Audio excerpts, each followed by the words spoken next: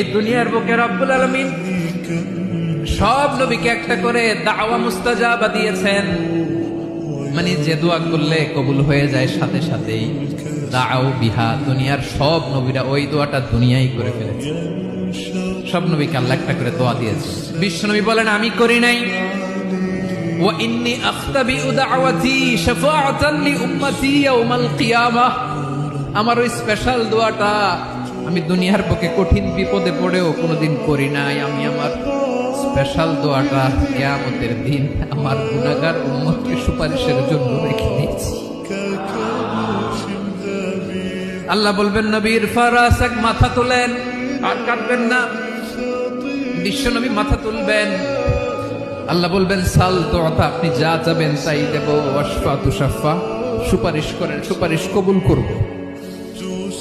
বিশ্ব নবী বলবেন আল্লাহ